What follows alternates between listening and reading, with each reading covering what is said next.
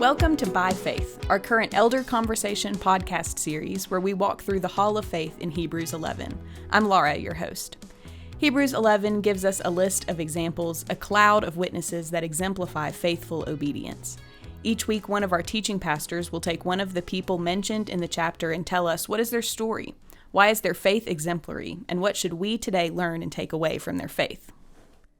We are getting closer to the end of our By Faith series. We've seen examples of faith that changes lives, that brings obedience, deliverance, endurance, discipline, and worship.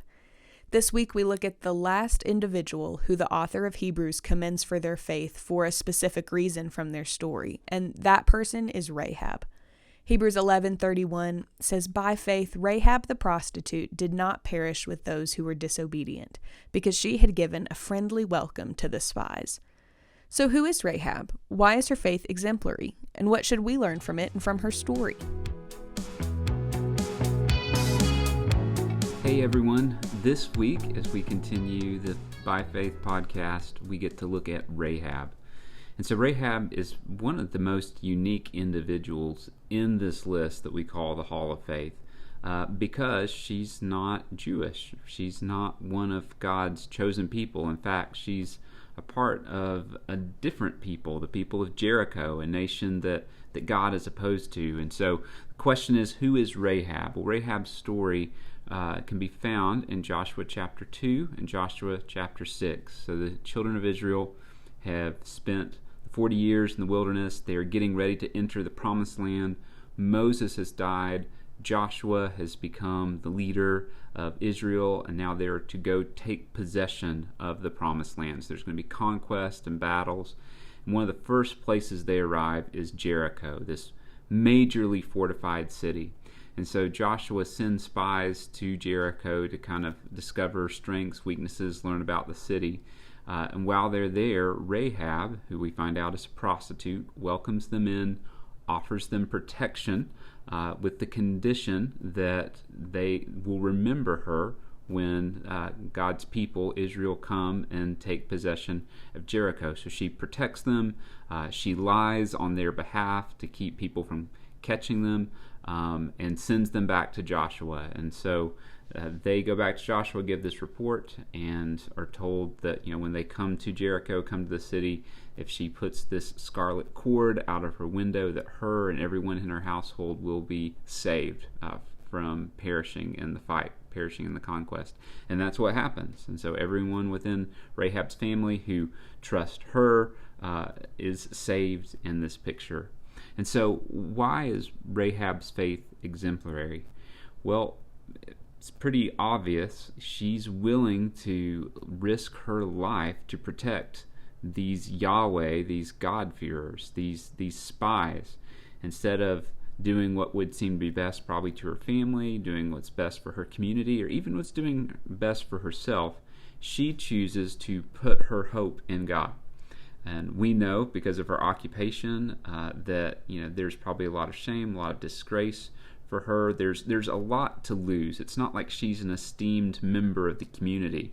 If they find out that she's harboring spies, enemies, her life is likely over and brings reproach and shame on her family. So there's so much pressure against her to conform, to give in, to give these men up.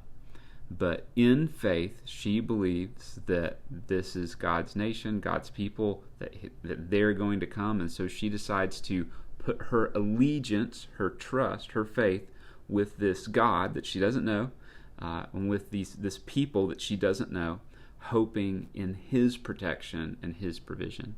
And so that's why her faith is exemplary and why it makes it into this list. It is unique. It stands out in its scope, but also because she's not from the people of God. She's outside the family of faith, an alien, if you want to say it that way, who is coming in or being brought into God's family. How? By faith. And that's the way we come into God's family. It's not by genetics or genealogy, by what race we're from. We come into God's family as strangers, as aliens, as outsiders, as enemies, brought in how? By faith.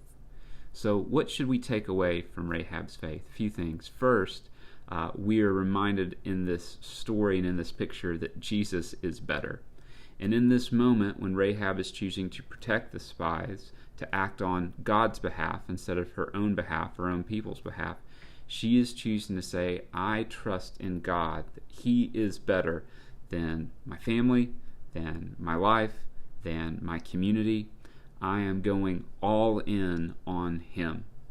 And we've seen that all throughout Hebrews, that to live by faith means confident trust that Jesus is better. She shows us that. She demonstrates that with her life. Second thing that we learn from Rahab's faith is that when we trust God, He is faithful. He is trustworthy.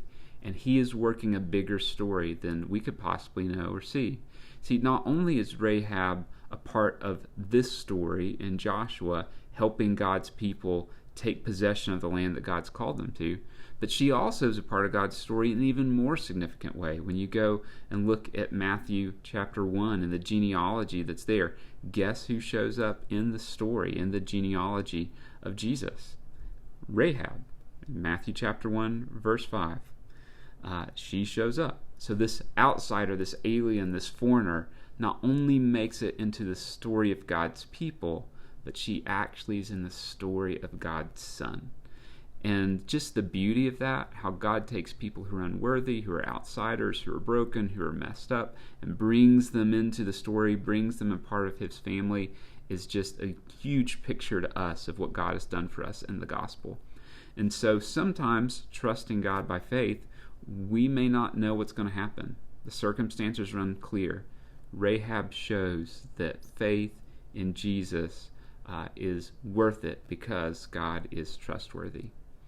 And I think a third thing that Rahab teaches us in her faith is that faith requires works. Faith requires action. In fact, in James chapter 2, James, the half-brother of Jesus, references Rahab and says, in the same way was not also Rahab the prostitute justified by works when she received the messengers and sent them out by another way? And here's what he's saying. Rahab's actions, her works, her protection of these spies are a demonstration of a genuine faith. That faith without works is a dead faith, as James will say in James chapter 2. And so Rahab shows us that true faith is always accompanied by action. Action that shows what our faith is in, a willingness to count the cost because our hope and our trust are in someone else, namely Jesus. So I hope this story and this picture in Scripture points you to see another picture of what faith is like.